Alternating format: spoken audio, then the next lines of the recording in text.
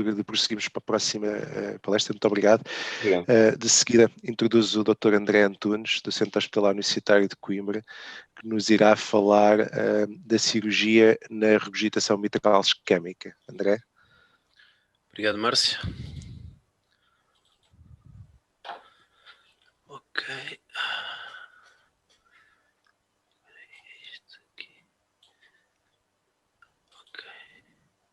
André, podes prosseguir, estamos a ver a tua apresentação. Ok.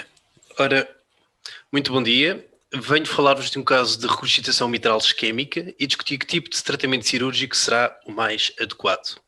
Este caso é relativamente recente. Trata-se de uma mulher de 45 anos com inúmeros fatores de risco cardiovasculares, hipertensa, obesidade, dislipidemia, diabetes, fumadora, que no início deste mês do mês anterior, de outubro, refere queixas de angor, inicialmente relacionadas com esforços moderados e posteriormente com agravamento progressivo da dor para esforços cada vez menores, nomeadamente as atividades da vida diária e até em repouso. Mas esta senhora, por receio da pandemia Covid-19, não procurou auxílio médico. Posteriormente, um mês depois, refere dispneia em repouso que a levaram a dirigir-se ao serviço de urgência, onde foi diagnosticado um edema agudo do pulmão, foi internada, otimizada com VNI e diuréticos endovenosos e estabilizada. Ao exame objetivo, apresentava um sopro sistólico no ápex e esta doente tinha também doença varicosa troncular bilateral a aguardar cirurgia vascular. Após a avaliação complementar extensa, realizou um ecocardiograma transtorácico, onde se objetivou regurgitação valvular mitral severa, de provável natureza isquémica, uma vez que existia um registro de um ecocardiograma de há 2 anos atrás, sem qualquer tipo de regurgitação mitral. Neste ecocardiograma podemos ver uma aurícula direita e um ventrículo direito de dimensões normais, a aurícula esquerda e o ventrículo esquerdo algo dilatados, com a cinésia da parede inferior e a função ligeiramente deprimida, com uma fração de ejeção de 48%. A válvula mitral aparentemente de morfologia normal, com boa abertura, apresentava insuficiência funcional severa.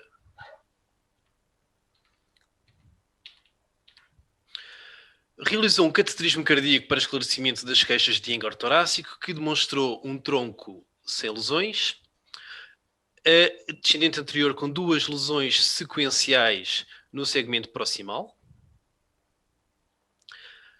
a CX ocluída, com suboclusão no segmento distal,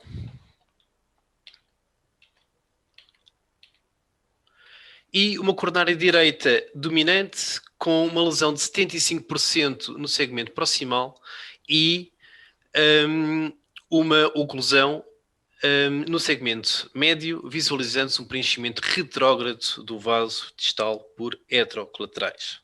Não conseguiram abrir esta artéria por via percutânea. Realizou um ecocardiograma transesofágico para esclarecimento do mecanismo de regurgitação valvular mitral.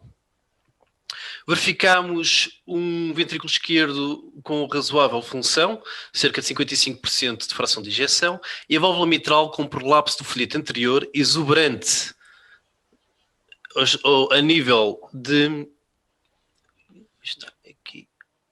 Não sei se isto está... Ok. A2, A3 e P3. E a insuficiência mitral era exuberante e verificamos hipocinésia, a cinésia da parede inferior e ecogenicidade aumentada do músculo papilar posteromedial, que, segundo o relato ecocardiográfico, descreviam uma ruptura parcial deste músculo. No seguimento,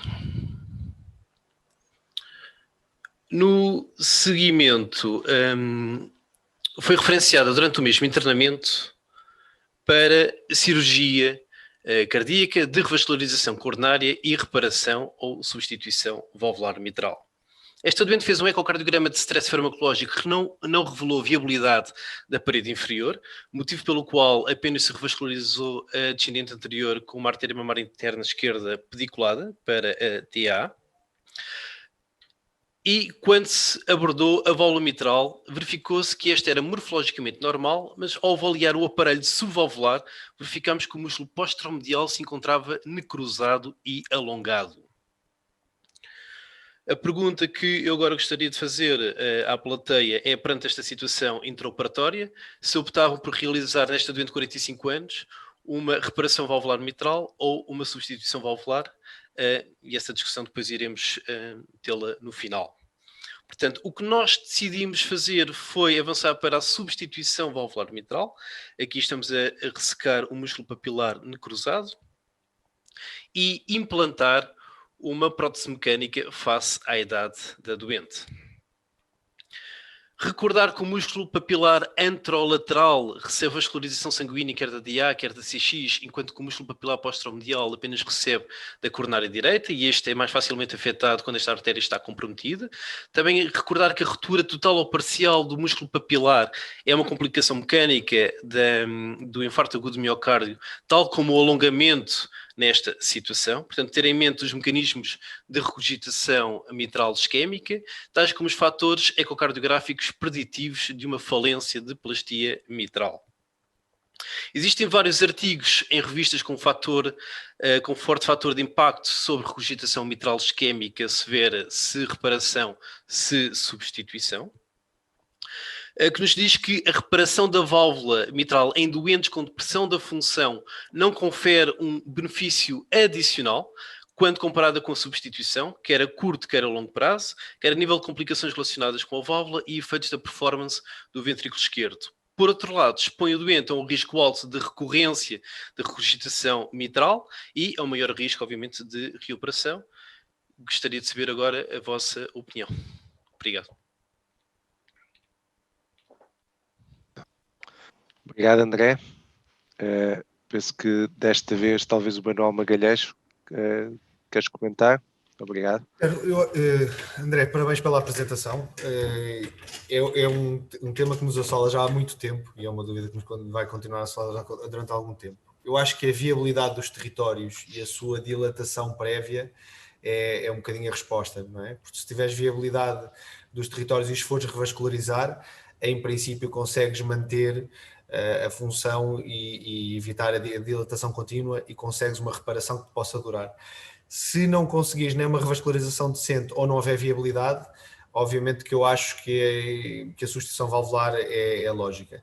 Neste caso, interessantemente, vocês tiveram um infarto de uma zona, ou tiveram um músculo papilar afetado de um território que foram revascularizar, mas já não havia nada a fazer, e portanto não fica revascularizado o outro músculo e portanto a probabilidade de evolução de dilatação do ventrículo nessa localização era grande, e eu acho que foi lógico o que vocês fizeram. Eu também faria a mesma coisa, também substituiria a válvula neste caso. Portanto, eu acho que tem tudo a ver com a viabilidade dos territórios, já haver uma dilatação e disfunção do músculo cardíaco. Aí, quando isso acontece, se não for viável e já houver dilatação, acho que é óbvio que é uma prótese. Se não, acho que é num doente novo, então, acho que é lícito tentar uma plastia.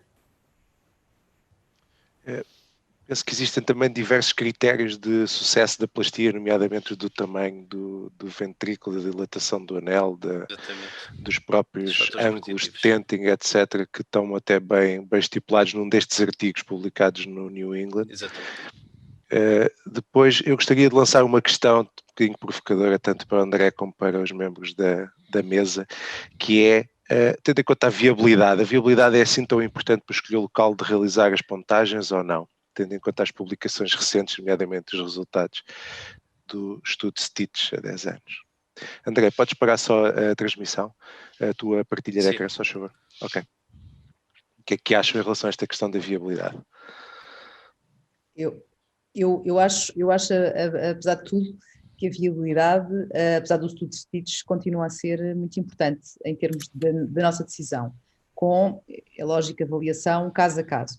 Eu, antes de partir para a viabilidade, e ainda um bocadinho gostaria de dizer que teria também optado por uma válvula. Acho que, mesmo que tenhamos uma tentativa franca de fazer uma plastia, sendo uma mulher jovem de 45 anos, provavelmente ela vai evoluir novamente em insuficiência, porque muitas destas insuficiências, ou quase grande parte das insuficiências mitrais isquémicas, evoluem e desenvolvem-se pelo remodeling, e portanto provavelmente vai continuar a existir neste ventrículo, e portanto esta insuficiência mitral, a nossa plastia teria provavelmente uma falência. Em relação à viabilidade, discute-se muito hoje em dia se devemos revascularizar vasos que estejam lá, mesmo que não haja viabilidade, ou seja, se ganhamos alguma coisa com isso. Acho que depende muito dos territórios e dos vasos em si. Se tivermos bons vasos distais, penso que muitas vezes vale a pena, mas também vale a pena percebermos o que é que estamos a oferecer aos doentes, ou seja, se não há viabilidade, se o doente tem má função e também a idade do doente não tem leitos vasculares, se calhar o Studs-Stitch não se aplica a todos os doentes, portanto, não se aplica a todos os vasos. E eles muitas vezes não fazem essa distinção. E quase que nos anulam hoje em dia, na era da ressonância, pedirmos uma ressonância a um doente para saber se tem ou não viabilidade e depois desprezarmos completamente a ressonância, então vamos fazer para lá uma série de bypasses. Portanto, isso muitas vezes, enfim, não é provavelmente o melhor para o doente. Muitas vezes sujeitamos os doentes a cirurgias mais prolongadas e revascularizações um bocadinho mais intempestivas que não acrescentam. Mas penso que caso a caso e com vasos com bons leitos distais, algumas vezes é possível pensar fazer uma revascularização para territórios em que a viabilidade seja reduzida. Muito bem, muito obrigado. Alguém quer fazer mais algum comentário? Bruno. Parabéns pela apresentação. De facto, eu também não tenho dúvida que este caso, com uma necrose do músculo papilar, a opção certa numa mulher desta idade é uma prótese. Acho que defender o contrário é difícil. Este ventrículo nunca vai recuperar da necrose que já tem. Portanto, pareceu que foi uma boa decisão. Só isso. Obrigado, Nuno. Eu penso que estamos a ficar um pouco em cima do tempo e temos ainda 2 apresentações mais, por isso vamos prosseguir. André, queres introduzir a próxima? Ok, vamos avançar com uma